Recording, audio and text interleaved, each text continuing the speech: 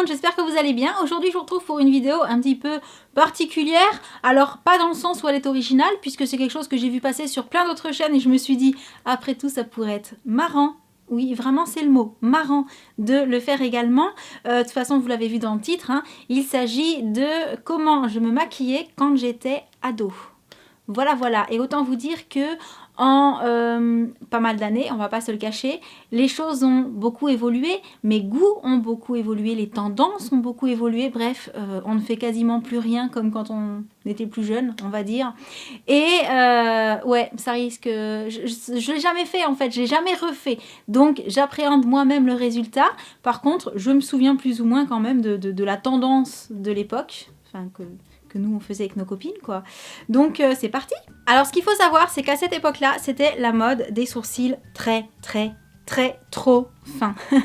Voilà, alors je sais les sourcils tout ça, ça change en fonction des tendances etc. Mais là pour le coup j'ai fait partie de celles qui ont fait la bêtise de beaucoup trop épiler leurs sourcils. Alors étant donné que les miens là sont en semi-permanent et puis de toute façon même pour la vidéo j'aurais jamais réépilé mes sourcils de la même façon. En fait c'était inenvisageable. On va voir si on arrive à tricher avec un petit peu d'anti-cerne pour donner l'effet de ces fameux sourcils super méga plus fins, mais je suis pas certaine que ça va bien marcher. En tout cas ce qui est sûr c'est qu'on laissait la tête et en fait on venait vraiment ah c'est ça, on laissait la tête et on venait vraiment faire du très fin, voilà.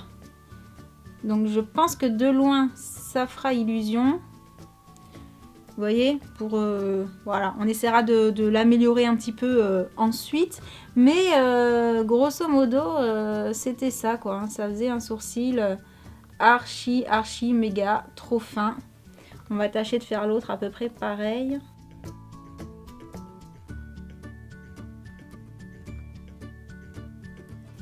Voilà, de près c'est pas terrible, mais de loin ça vous donne un petit peu le ça quoi. Voilà, je sais pas trop comment appeler ça. Je continue avec le teint et à cette époque là on voulait absolument avoir l'air bronzé. Voilà, donc en plein hiver, hein, fallait prendre un fond de teint qui soit comme si on était en plein été. Voilà. Donc en général on mettait des écharpes, hein, donc ça se voyait pas trop là. Par contre ça se voyait bien là. Du coup vu que c'est plus trop mon truc quand même le fond de teint trop foncé, j'ai attrapé celui que j'ai eu de chez Sampar qui est trop foncé en hiver pour moi. Et puis on va appliquer ça à la main, hein, comme à l'époque. Et oui parce que j'avais très peu de pinceaux en fait à l'époque, hein. On faisait pas grand chose avec des pinceaux, c'était pas trop le truc. Donc je sais pas trop comment ça va rendre à la caméra, je vais attraper le miroir. On va éviter d'en mettre trop sur les cheveux. Et voilà. Ah ouais si, je pense que vous voyez déjà que ça donne un côté plus bronzé quoi. Donc on va juste repasser un peu sous les sourcils pour le côté unifier un peu cet anti-cerne. Et je pense que vous le voyez là, le côté un peu genre je reviens de vacances, je suis bronzée et tout. Et puis on faisait pas trop le coup, hein, parce que après tout on était en hiver, donc le coup on le montrait pas. Enfin je dis en hiver, on faisait le même maquillage en été, hein. C'est juste qu'en été le fond de teint trop foncé ça passe un peu mieux quand même, hein. Donc voilà, ça commence à se dessiner là. Ensuite, super important, moi je faisais pas grand chose en termes de maquillage, même si là c'est déjà trop, hein. Mais je mettais de l'eyeliner et du mascara. Donc je reprends le même genre d'eyeliner que ce que j'utilisais à l'époque, c'est-à-dire l'eyeliner classique, voilà. De mémoire, je faisais déjà l'espèce d'œil de chat, mais j'allongeais pas forcément beaucoup le trait. En plus, il faut savoir que j'ai été en école privée, pas tous les ans, mais ça m'est arrivé. Dans les écoles privées, il fallait pas trop, non plus trop se maquiller.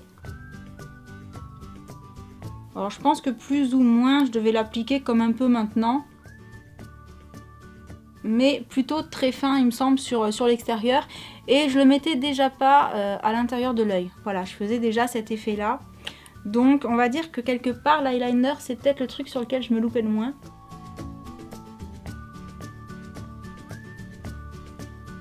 Ouais, c'est bien, ça ressemble à ça, pas spécialement fin sur les extrémités.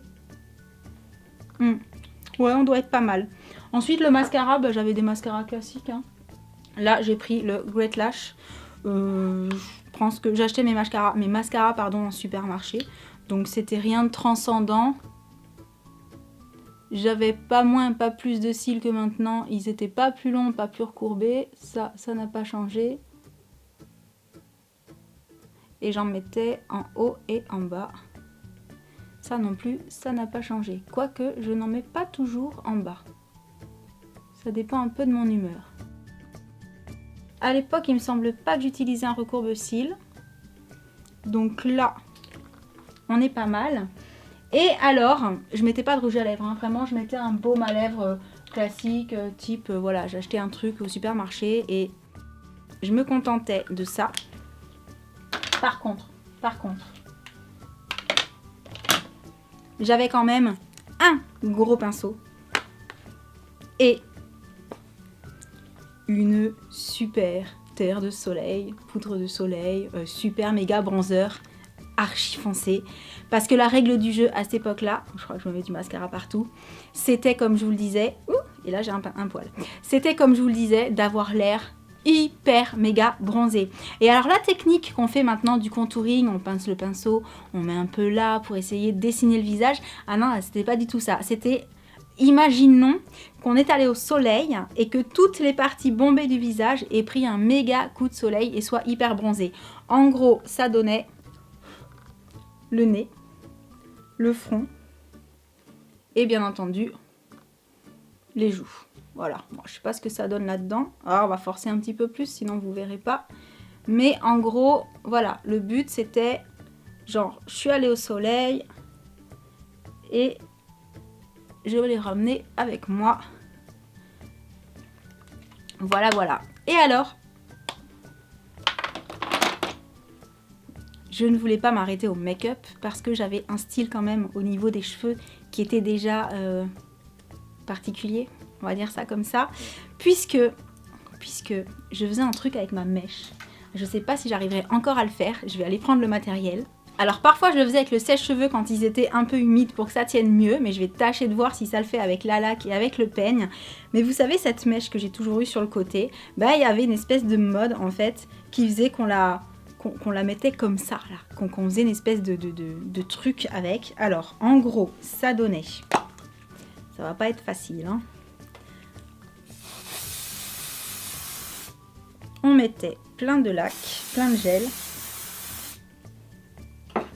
Et le but en fait c'était de faire pour que ça tienne comme ça. Voilà, c'était assez terrible. Comme ça là. Hop là. Alors de profil ça ressemblait à rien, hein, ça faisait juste une espèce de houppe. Je suis pas sûre que ça va bien tenir.